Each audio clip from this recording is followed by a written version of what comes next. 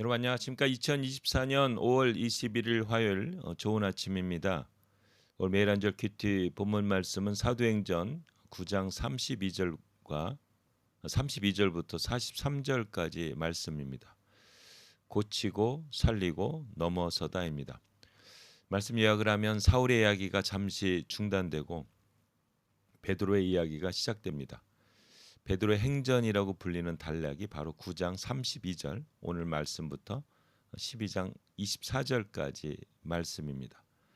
베드로를 중심으로 한 세 가지 이야기가 전개됩니다입니다. 뭐 베드로 행전이라고 얘기를 하지만 사실은 그 흐르는 방향이 있죠. 지게 이제 요 오늘 9장 말씀을 통해서 그 루다의 그 애니아가 이제 중풍병을 치료되고 그다음에 요바에 가서 다비다 도르가라고 하는 여인이 봉사를 많이 했던 선행을 많이 했던 여인이 죽게 되죠. 그 죽은 한마디로 시체죠, 시체를 이제 살리는 역사. 그리고 그 다음 장 10장에 바로 유명한 이제 고넬료 사건. 로마 백부장 고넬료에게 복음이 증거되고 그거를 이제 11장에 가서 이제 예루살렘에 돌아가서 이걸 이제 증거해서 이제 막 베드로를 막 비난하거든요. 아니 어떻게 할례 받지 않는 집에 들어가느냐.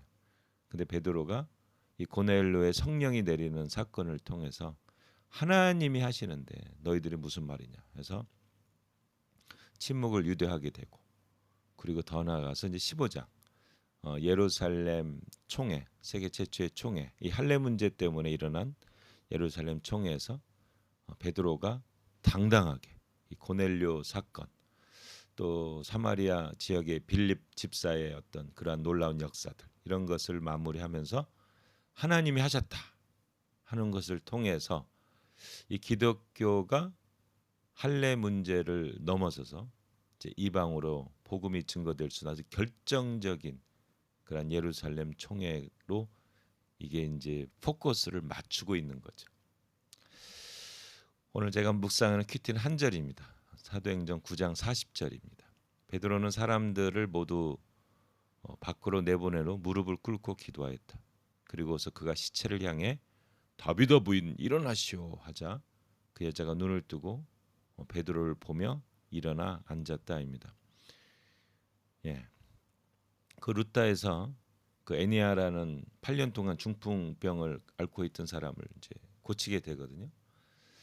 그리고 이제 요바로 옮겼는데 이제 요바의 그 다비다 뭐 도르가라고 하는 그리스 별명을 갖고 있는 그 여인이 선행을 아주 많이 했는데 이제 죽게 된 거예요. 그래서 요바로 초청했죠. 요바로 왔다는 게 굉장히 중요한 게 왜냐면 이 요바하고 가이사라 그 로마 백부장 고넬료가 살았던 이 가이사라랑 이 굉장히 가까운 것이거든요. 그래서 10장에 보면은 그 하나님께서 그 백부장 고넬료에게 나타나서 요바로 가서 그 무드쟁이 가죽을 만드는 장사를 하고 있는 그 시몬이라는 사람의 베드로가 있는데 초청하라는. 그러니까 하나님께서 이렇게 인도를 하시는 거예요. 루다에서 또 요바로 죽은 사람을 살리는 역사를 통해서 이제 이 베드로에게 어떤 영적인 그런 어떤 성령의 충만함을 갖게 하는 그러한 준비가 된 거죠. 된 상태에서 고넬료에게 가는 거죠.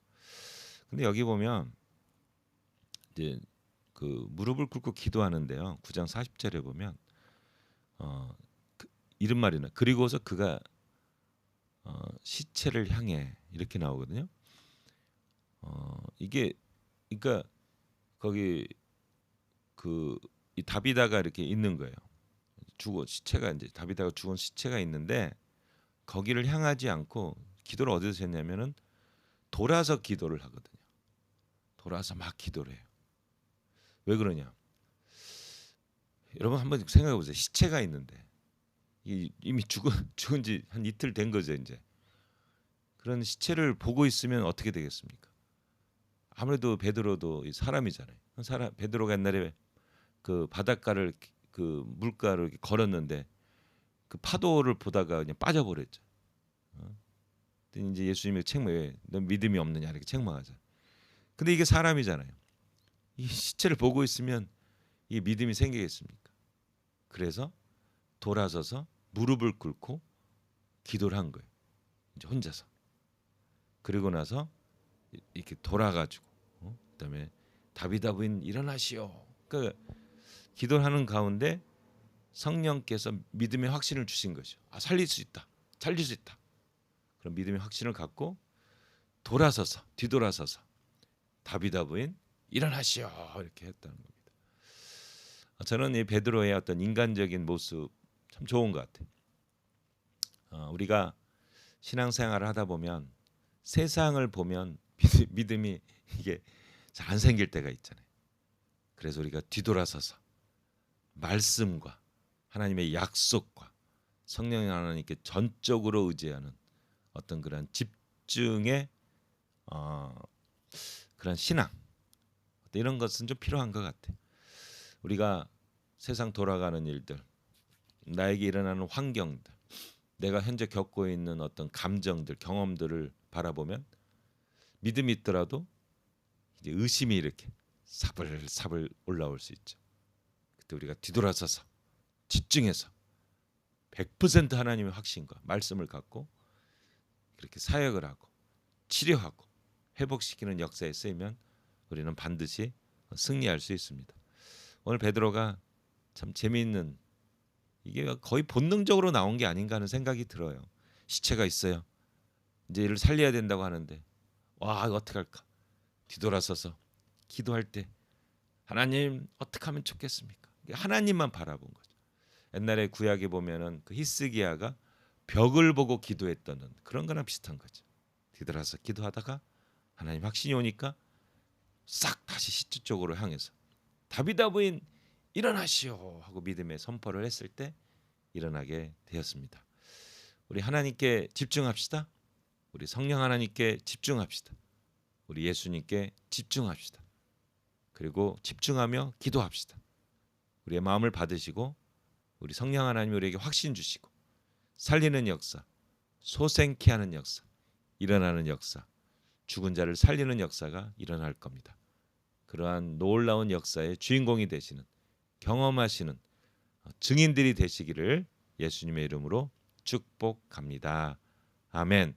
하나님 아버지, 오늘 베드로가 그 다비다 그 여인의 죽은 시체를 보지 않고 뒤돌아서서 하나님을 향하여 기도했을 때 주님 그님께서 베드로의 그 연약한 믿음 그러나 하나님을 향하고자 하는 그 진실된 믿음을 받으시고 성령이 충만하여 다시 돌아서서 다비다 부인의 시체를 향하여 다비다 부인 일어나시오 했을 때 일어나는 놀라운 역사를 체험케 하심을 감사합니다.